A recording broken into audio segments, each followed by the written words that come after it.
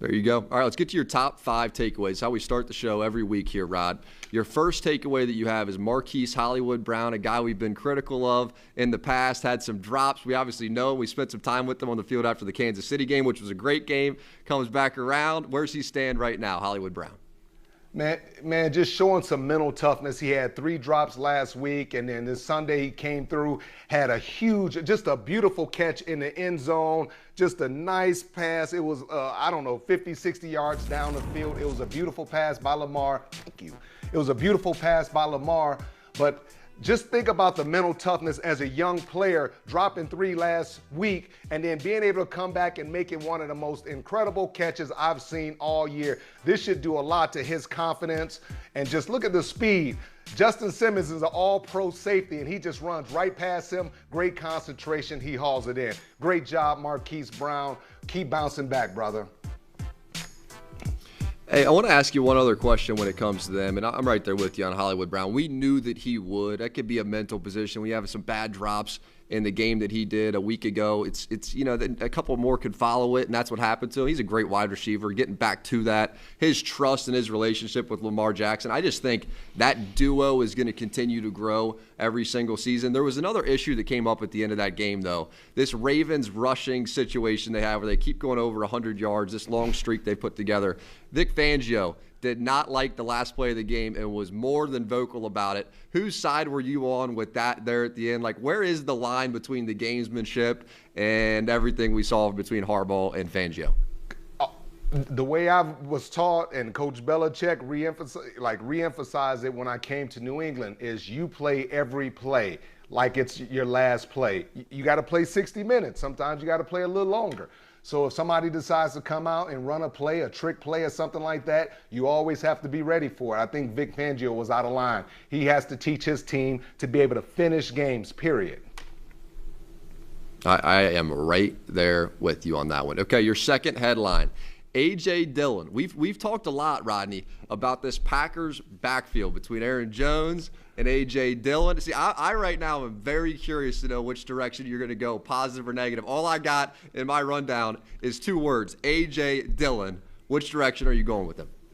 A.J. Dillon, we cussed him out last week. We talked about they wasted a second-round draft choice. I don't know if Matt LaFleur heard us or not, but A.J. Dillon was actually solid. I went back and watched the tape. He had 15 carries for 81 yards. The guy ran with purpose. He ran hard. He ran in between the tackles, and he was a bruising force. I thought he did a really good job. So I actually am going to disagree with you, and this will be the first disagreement of the show this week. Feels good. I went back, rewatched all of them just because his name was in the rundown, and I think he was the exact same guy. The exact same guy. You know what I think was different? You know what I think was different? The Packers' offensive line. If you go watch some of his runs from Dillon, he's 7-8 yards down the field before he's getting touched. And by the time he does get touched, he's going down. I'm thinking about the long run. He broke down to about the 1-yard line. He didn't get touched till he was 20 yards down the field, and then the first guy who meets him is a DB, and he brings him down right before the goal line.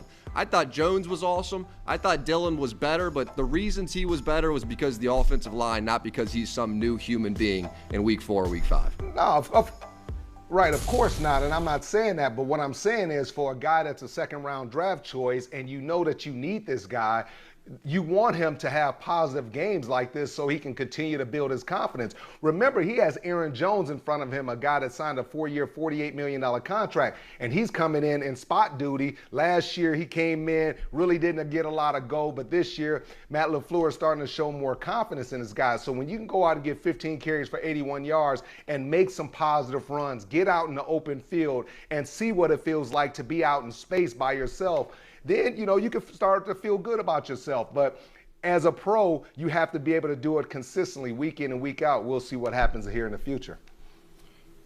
With the Packers, I worry about them losing Jair Alexander, who had the shoulder injuries. That 4th and 1 where he comes up to Phil, makes a great play, but immediately you can tell something was wrong. And that shoulder's the best player on defense, one of the best corners in the league, first-round pick, Louisville, but you could just tell something was up with him right away, and that shoulder's kind of lingering on the ground.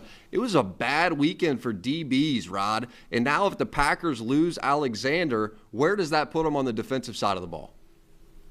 Oh, it's going to put them in a tough situation because you have Eric Stokes out there, and you have Kevin King, who was inside.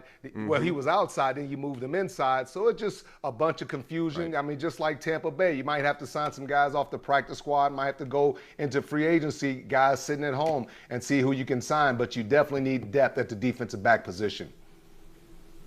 Yeah, well, they're going to have to look beyond Richard Sherman. He's already playing for Tom Brady and the Tampa Bay Buccaneers. All right, let's get to your third takeaway.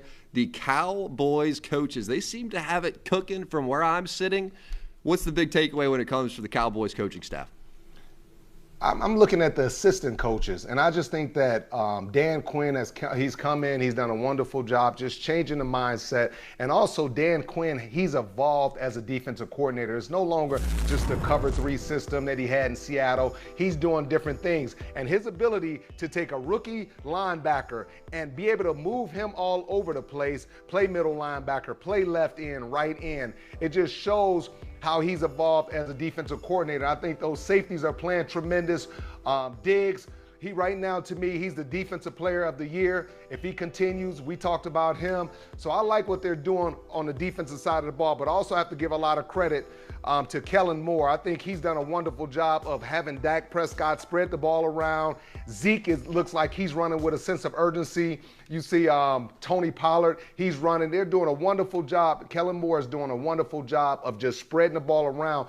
From a defensive standpoint, it's hard to defend that because Dak is such a great leader, such a great decision maker, and he's getting everybody involved.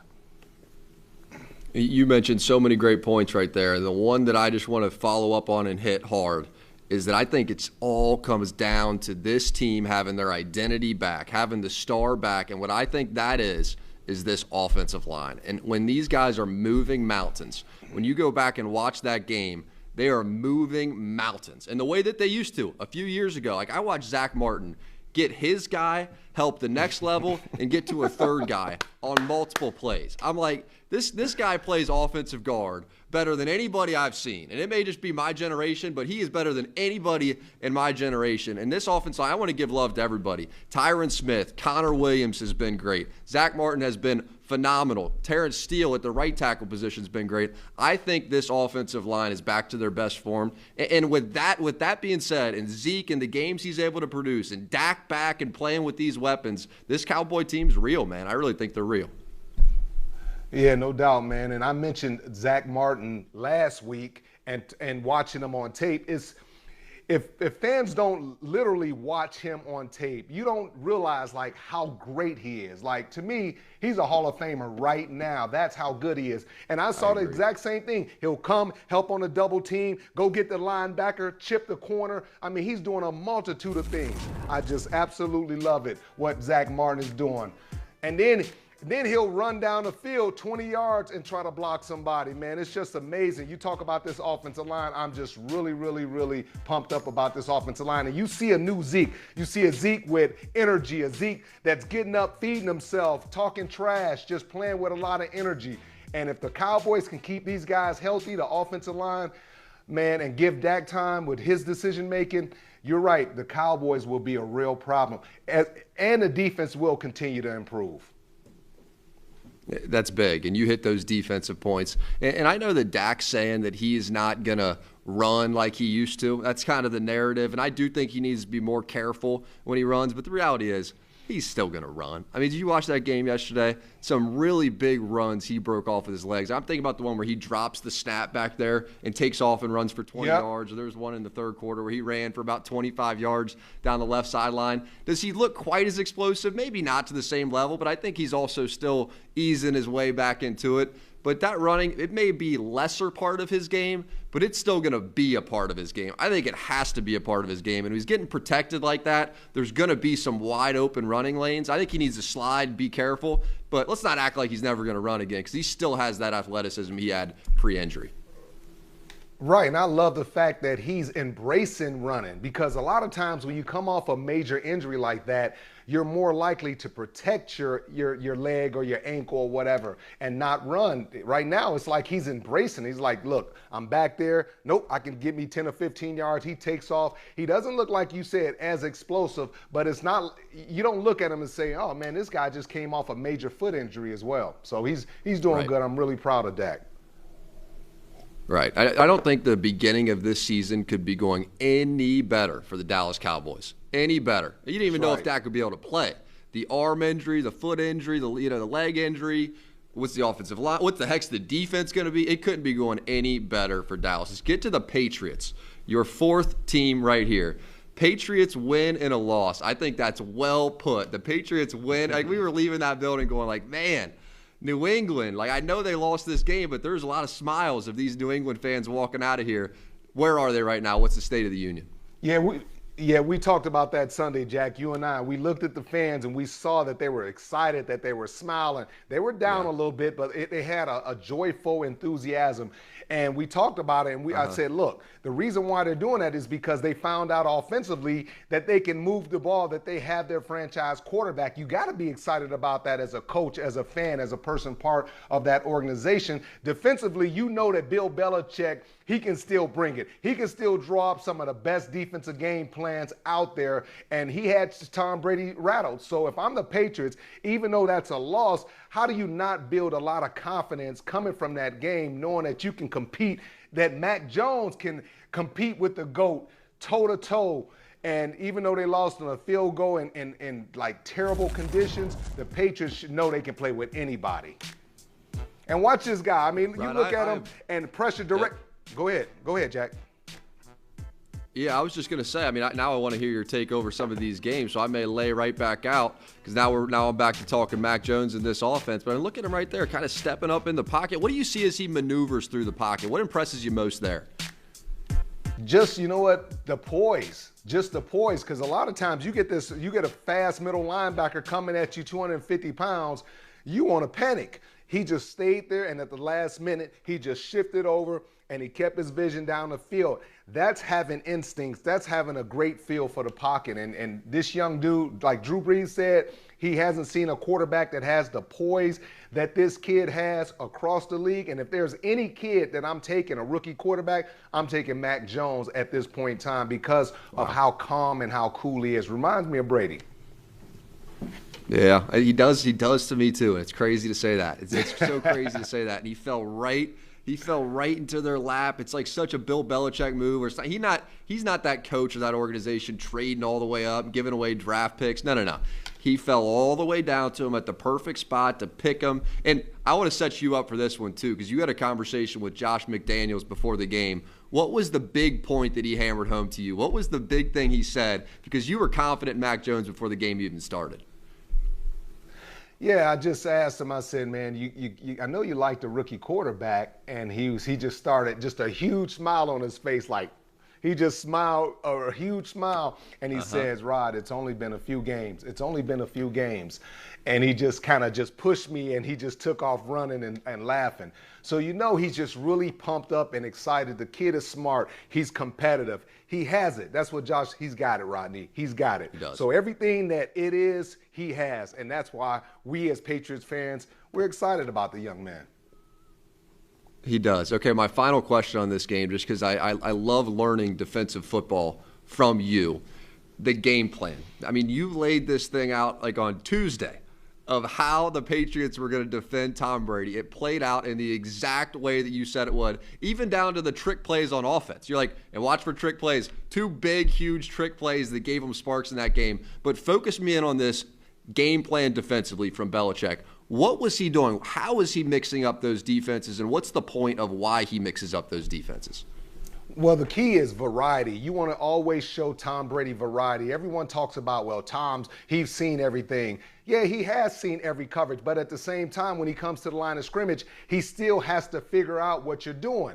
So what I suggested is play a lot of man-to-man early on because, you know, with the rain and the weather conditions, you got to challenge that quick passing game, all that dink and dunk stuff. If you're playing man coverage, you can do that. You can force Tom Brady to try to fit the ball in those tight windows, but also pressure. When you pressure him, not necessarily blitz him outside, but pressure him directly in his face with an extra linebacker. If you can't get there with 4, bring an extra linebacker, make it 5. You create one-on-ones across the board. Somebody has to win. Matthew Judon had a great game. And then sometimes you can't play man. You don't want to blitz. Sometimes you want to give your defense a break. What is that? Rush 3, drop 8, keep 2 safeties deep, and now you force Tom Brady to hold on to the ball or you force him to check it down. It's a pretty simple game plan. But it's a pretty simple game plan that a lot of people don't understand. But I've been there with Coach Belichick, drawn up defensive game plans against Tennessee Titans, the great Colts offense with Peyton Manning. And this man he's a genius. If you just, like he says, do your job, the defense can compete with anybody. Yeah, and the point you made that really resonated with me, and I couldn't even wait to come home and tell my dad, and I gave you full credit for the point, but it was, you know, how they play all that man early, but then they give the DBs breaks, because if you think about it, my brother played defensive back too, so I'm always kind of looking at things from that angle, you as well. It can be exhausting playing all that man-to-man coverage every single snap, right, Rod? So then when you rush 3 and you drop 8, explain how you're giving them a little breather right there and why those DBs may need it. Yeah, it's just, you know, when you're chasing guys around, I mean, these guys are fast, they're athletic, and, you know, it's tough. You get tired. I mean, it's the first month of the season. You're still trying to get yourself in shape. So as a coach, when you see your guys playing tight man-to-man coverage, imagine if you're J.C. Jackson and you're covering Mike Evans, a guy that's 6'5", that runs a 4.3 every single play. You need a break. You can't play man-to-man every coverage, so sometimes you blitz. Sometimes it might be a man blitz. It might be a zone blitz. Sometimes you sit back and you play zone with 8 guys dropping back, and you force the quarterback to hold the ball, and you protect yourself with 2 deep safeties. It's just football one-on-one. It is genius, though. Like the way you describe it, it is genius because it solves 2 things, right? It's like from Tom Brady's perspective, it's like trying to hit a 105-mile-an-hour fastball and then come right back and try to hit a 45-mile-an-hour curveball. It's like, I don't know what they're going to do. I'm never comfortable back here. And you're giving your DBs a break so that they're fresh again to play man-to-man. It's like, to me, it's just beautiful. And it explains sort of the genius of Bill Belichick. Okay, you got one more thing? Go. I'm gonna make one more point, and this is a point that Marlon Humphrey, and he's an all-pro corner, and the Baltimore Ravens like to move him around. They'll put him on a tight end, they'll put him on a slot, they'll put him, out wide. This guy has given up a lot of touchdowns this year, and he's an all-pro, and it's the first month of the season, and that's what happens when you're playing a lot of man, a lot of blitz. You move the guy around, he gets tired. I don't care if you're Marlon Humphrey, you want to top 2 or 3 cornerbacks in the league, and he's gotten beat by a 4th receiver, he's gotten beat by a 2nd receiver, he's gotten beat for some big-time touchdowns this year. So it just shows you that DBs can get tired, and this is a prime example of an all-pro getting tired. I love it. Let's get to your final takeaway. The Cardinals, only undefeated team remaining. Why can't they be beat there in Arizona?